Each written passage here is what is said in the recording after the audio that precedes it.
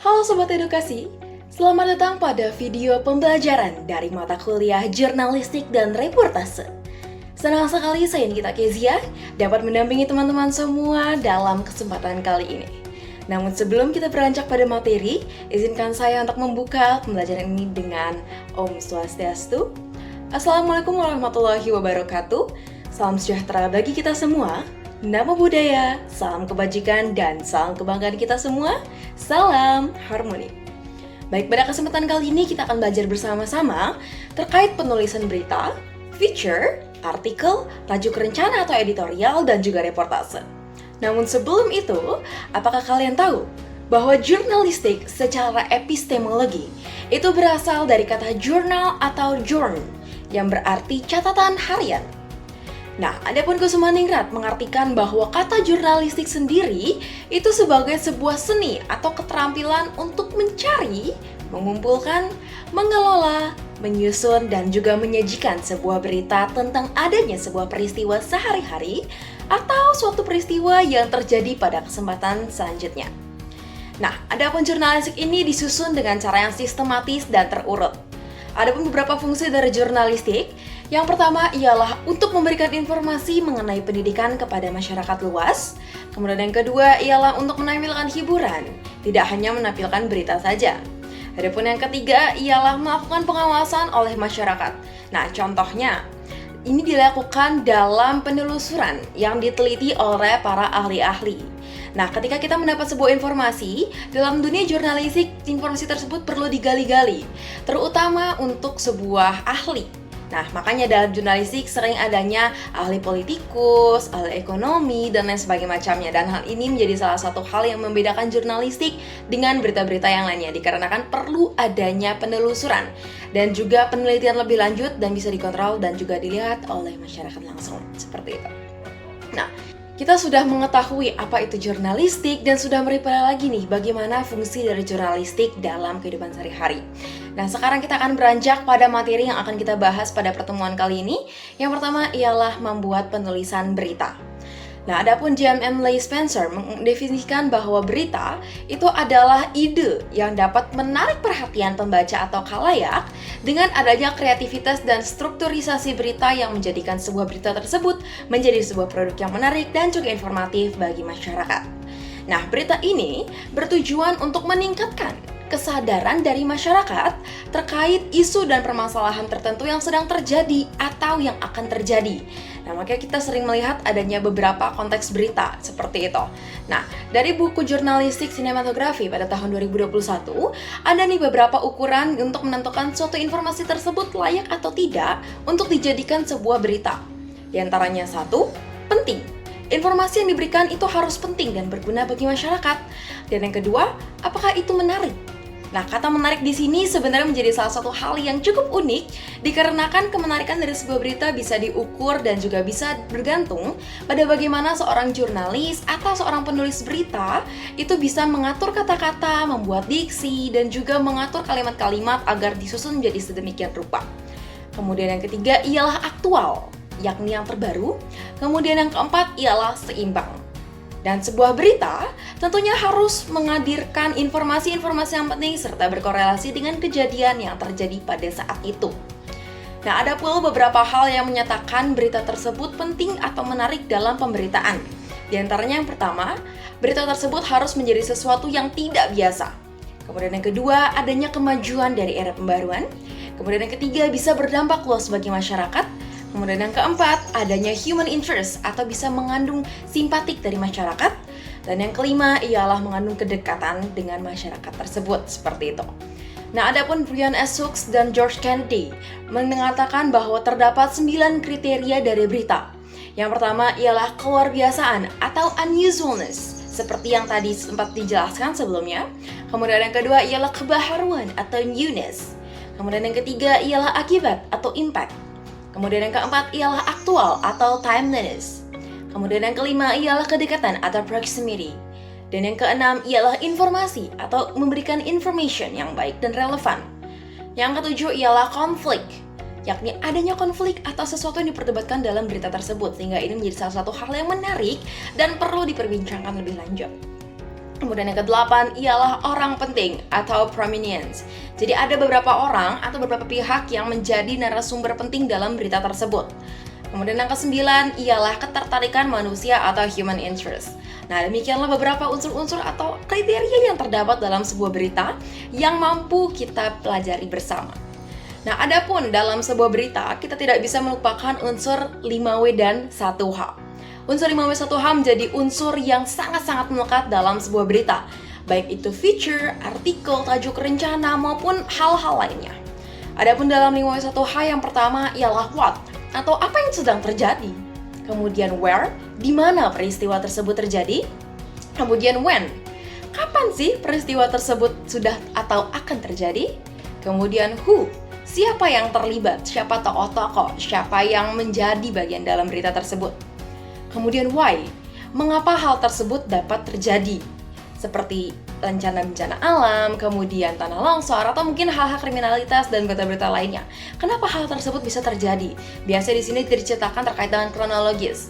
Kemudian how, bagaimana alur atau jalannya peristiwa tersebut dapat terjadi. Dan hal ini merupakan kebedaan atau salah satu yang menjadi ciri khas antara why dengan how. Why itu biasanya menjelaskan mengapa hal itu terjadi. Karena seperti itu. Nah, kemudian how, bagaimana alurnya, biasanya di sini menceritakan proses yang lebih panjang lagi dikarenakan kata bagaimana tersebut mengacu pada sesuatu untuk ditanyakan lebih lanjut lagi, seperti itu. Nah, ada pun beberapa hal yang perlu kita ketahui dan perlu kita lihat dalam sebuah berita, yakni terdapat beberapa komponen lagi. Yang pertama ialah judul atau headline. Nah, judul ini merupakan sebuah hal yang menjadi hook atau penarik untuk khalayak bisa membaca sebuah berita tersebut atau mendengar dan menonton berita tersebut. Kemudian yang kedua, adanya baris tanggal atau deadline. Nah, adapun deadline ini biasanya berisi media massa yang meliput dan juga tempat di mana hal tersebut diliput. Nah, kemudian terdapat teras berita atau lead. Nah, hal ini merupakan kalimat pertama dari sebuah berita. Nah, lead di sini bisa mengacu pada hook, yakni sesuatu yang bisa menarik sebuah perhatian dari audiens untuk membaca lebih lanjut berita tersebut. Maka dari itu dalam sebuah lead diperlukan adanya keterampilan dalam menulis dan juga menyusun berita agar berita tersebut bisa menjadi menarik pada pandangan pertama. Yang kemudian selanjutnya ialah tubuh berita atau body. Di sini merupakan kelanjutan dari lead, yakni penjabaran lebih panjang lagi terkait berita-berita yang akan diberikan, seperti itu. Kemudian terdapat juga kaki berita atau leg. Nah, di sini merupakan hasil atau kalimat-kalimat terakhir dari sebuah berita. Nah, hal ini bisa berupa himbauan, kemudian mungkin quotes, atau kutipan-kutipan lain yang berkorelasi dengan berita tersebut, seperti itu. Adapun berikut, ditampilkan piramida dari komponen berita, yakni mengerucut. Piramida segitiga mengerucut yang bisa dijadikan acuan dalam membuat sebuah berita. Baik, yang selanjutnya kita akan belajar terkait penulisan feature.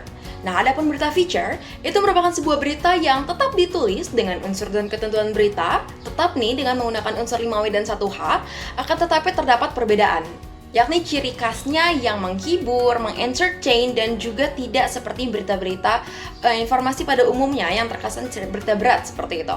Nah, adapun berita feature itu juga memberikan fakta, peristiwa terbaru, dan hal-hal lainnya yang mengedepankan unsur why serta how. Nah, adapun tulisan atau berita feature ini memberikan penekanan terhadap fakta yang dianggap mampu untuk membangkitkan emosi, menghibur, simpati, empati, human interest, dan lain sebagainya macamnya. Nah, walaupun kita menyusun berita feature ini tidak seperti berita-berita pada umumnya karena dia sifatnya ada mengentertain, akan tetapi tidak diperkenankan untuk memasukkan opini pribadi sehingga menjadi subjektif. Nah, dalam berita feature tetap semuanya harus berdasarkan pada data dan juga bersifat objektif, seperti itu. Nah, kemudian yang selanjutnya kita akan belajar terkait penulisan berita artikel. Nah, A.M. Suhaita Howard pada tahun 2020 menyatakan bahwa berita artikel itu merupakan sebuah laporan yang menggali latar belakang, dampak, perspektif dari sebuah peristiwa. Nah, ada pun beberapa fakta yang dicatat atau diberikan dalam berita artikel ini merupakan berita dan hal yang tentunya telah dikaji terlebih dahulu, seperti itu. Ada beberapa langkah yang perlu diperhatikan untuk menulis berita artikel. Yang pertama, ialah menemukan peristiwa yang hangat dan sedang aktual. Kemudian yang kedua ialah mencari sumber data yang valid. Yang ketiga ialah melakukan penggalian secara lebih mendalam, bisa dengan melakukan wawancara, studi lapangan, atau bertanya langsung dengan tokoh-tokoh yang terlibat. Kemudian yang terakhir ialah tetap menggunakan pedoman berita yakni 5W dan 1H. Akan tetapi tidak boleh dilupakan juga terkait dengan judul, lead, body, ending, dan juga komponen lainnya dalam berita yang menjadi satu kesatuan dalam penulisan berita tersebut. Dan selanjutnya kita akan mengetahui terkait membuat penulisan berita tajuk rencana atau editorial. Nah, hal ini menjadi salah satu hal yang masih awam bagi sebagian khalayak. Dan adapun tajuk rencana atau editorial itu merupakan sebuah opini terhadap isu yang sedang terjadi saat ini. Nah, karena sifatnya itu yang mengandung opini, maka tajuk rencana diharuskan memiliki argumen yang logis. Nah, hal ini menjadi salah satu pembeda nih dengan berita feature atau artikel seperti itu. Ada beberapa hal yang perlu kita perhatikan untuk menulis berita tajuk rencana atau editorial. Yang pertama, ialah adanya pengantar mengenai isu yang jelas. Karena ini bersifat opini atau sesuatu yang terjadi dengan saat ini, maka dari itu perlu adanya perhatian khusus terkait dengan pengantar mengenai isu apa sih yang sedang dibicarakan seperti itu. Kemudian kedua, terdapat parameter atau konteks yang relevan sesuai dengan latar belakang, sehingga harus konsisten, mulai dari latar belakang, judul, hingga isi dari berita tersebut. Kemudian berikan argumen yang terstruktur dan juga jelas sehingga tidak menimbulkan ambiguitas bagi penonton atau pembaca berita tersebut. Kemudian lampirkan data pendukung yang memperkuat pendapat serta opini. Nah, adapun data kuantitatif, beberapa pihak memandang itu menjadi sebuah data yang cukup kuat dan cukup akurat dibandingkan dengan data kualitatif. Akan tetapi ini bisa mengatur dan mengacu kepada jenis data dan berita apa yang sedang diberitakan, seperti itu. Kemudian hindari bahasa yang terlalu provokatif, menjatuhkan pihak tertentu dan juga bahasa yang diulang-ulang sehingga tidak menimbulkan pemborosan kata, seperti itu. Nah, ketika kita menulis berita tajuk rencana atau editorial, disarankan tetap menggunakan bahasa yang formal, akan tetapi tetap menimbulkan kesan dekat dengan audiens, sehingga audiens bisa tetap memahami dan juga pembawaannya bisa tetap rileks, seperti itu. Kemudian yang selanjutnya kita akan mengetahui terkait pembuatan dan penulisan berita reportase. Nah, adapun reportase sendiri, itu merupakan sebuah kegiatan jurnalistik secara on the spot, atau melakukan peliputan langsung di lapangan untuk mengumpulkan fakta serta data sebanyak-banyaknya dari kejadian yang baru saja terjadi, seperti itu. Nah, dalam berita reportase tentu saja unsur 5W1H menjadi salah satu unsur yang sangat-sangat penting dikarenakan untuk menggali berita dan untuk mendapatkan sebuah acuan berita, kita perlu memiliki 5W dan 1H tersebut dan juga kita harus digali bahkan bisa ditanyakan kepada tokoh-tokoh atau narasumber yang hadir pada kejadian tersebut. Nah, adapun terdapat dua bagian dari peristiwa. Yang pertama ialah peristiwa yang sudah diduga akan terjadi. Contohnya ialah deklarasi partai, demonstrasi, kemudian adanya peristiwa mekarnya dari sebuah bunga yang langka, dan lain-lainnya. Kemudian yang kedua ialah peristiwa yang tidak dapat diperkirakan, seperti bencana alam, kriminalitas, kebakaran, dan lain sebagainya macamnya. Nah, ketika kita ingin menulis sebuah berita reportase, terdapat beberapa hal yang perlu diperhatikan. Yang pertama ialah pastikan kita bisa memiliki topik yang relevan dan menarik penonton atau khalayak ramai.